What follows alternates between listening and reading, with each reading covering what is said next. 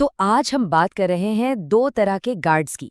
Mission तो एक ही है, लेकिन जब बात तनख्वाह की आती है तो जमीन आसमान का फर्क है। और ये लड़ाई, ये सिर्फ पैसों की नहीं है, ये सम्मान की लड़ाई बन चुकी है। चलिए इस पूरे मामले की तह तक चलते हैं। ये जो प्रांतीय रक्षक दल के सदस्य होते हैं ना, वो एक शपथ लेते हैं। और ये कोई मामूली शपथ नहीं है। इसमें वो वचन देते हैं कि अपनी जान की परवाह किए बिना भी देश के संविधान, उसकी अखंडता और तिरंगे की रक्षा करेंगे। मतलब उनकी कमिटमेंट वो एकदम अटूट है। अब सवाल ये उठता है कि अगर सेवा और समर्पण इतना जबरदस्त है, तो फिर ऐसा क्या हुआ कि एक हाईकोर्ट को ये कहना पड़ गया कि इन जवानों से तो बंधुआ मजदूरी करवाई जा रही है। यही सवाल इस पूरी कहानी के दिल में है। अच्छा, तो इस सवाल का जवाब जानने के लिए ना हमें दो ऑर्गेनाइजेशंस को समझना होगा जो इस पूरे मामले के सेंटर में है। एक है प्रांतीय रक्षक दल यानी पीआरडी और दूसरी है होमगार्ड्स। देखिए, कहानी कुछ ऐसी है कि ये दोनों ही बल दो अलग अलग कानूनों से बने। एक तरफ था 1948 का प्रांतीय रक्षक दल एक्ट और दूसरी तरफ आया 1963 का उत्तर प्रदेश होमगार्ड्स एक्ट। पर मजे की बात यह है कि दोनों का काम, दोनों का मिशन लगभग एक जैसा ही था, शांति बनाए रखना और पुलिस की मदद करना। और ये बात सिर्फ हम नहीं कह रहे, खुद इलाहाबाद हाईकोर्ट ने अपने फैसले में इस बात को साफ साफ माना है। जस्टिस पंकज भाटिया ने कहा था कि होमगार्ड्स का कानून पीआरडी के कानून के समान है। तो जब काम एक जैसा है, कानून भी एक जैसा है, तो फिर फर्क कहाँ था? और बस यही से कहानी में एक बड़ा ट्विस्ट आता है। ये वो कहानी है जहां एक जैसे काम का सिला मिला, बिल्कुल अलग अलग तनख्वाह, और इसी ने एक बड़े विवाद को जन्म दिया। जरा इस टाइमलाइन पर नजर डालिए। 2009 तक तो सब ठीक था।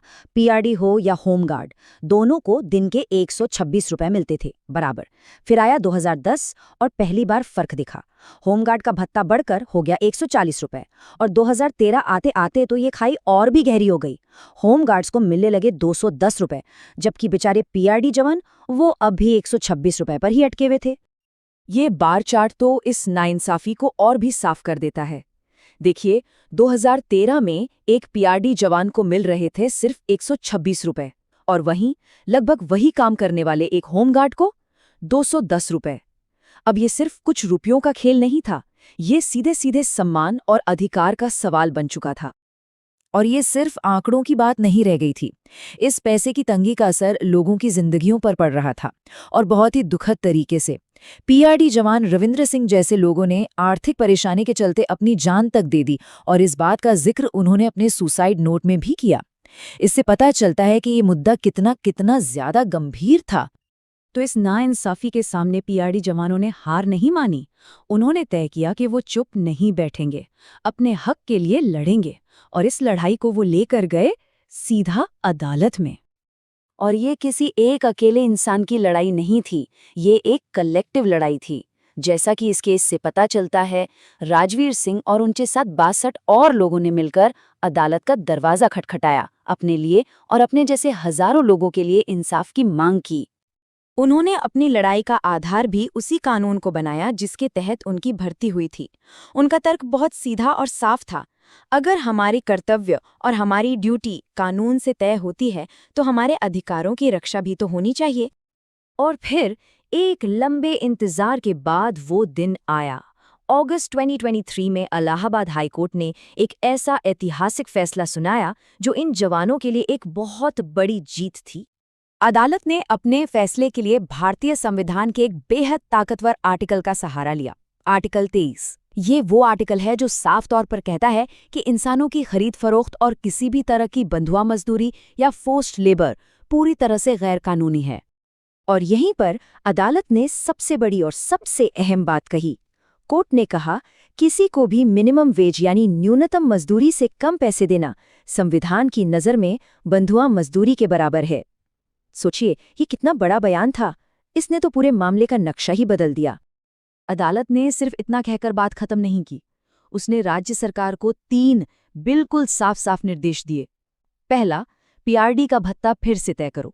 दूसरा, ये भत्ता कम से कम एक स्टेट पुलिस कांस्टेबल के मिनिमम वेतन के बराबर होना चाहिए।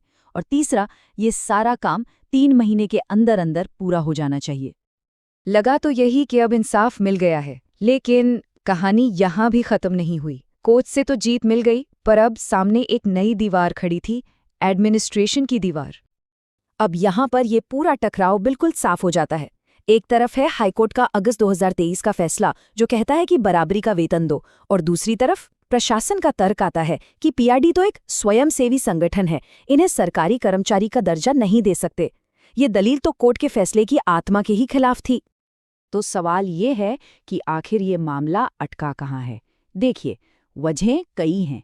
कोर्ट कह रही है बराबर वेतन दो, एडमिनिस्ट्रेशन स्वयंसेवक का लेबल लगाकर पल्ला झाड़ रहा है, बजट की कमी का भी एक बहाना है, और इन सब के बीच वो सबसे बुनियादी सवाल आज भी वहीं का वहीं खड़ा है कि ये पीआरडी जवान है कौन, कर्मचारी या सिर्फ स्वयंसेवक?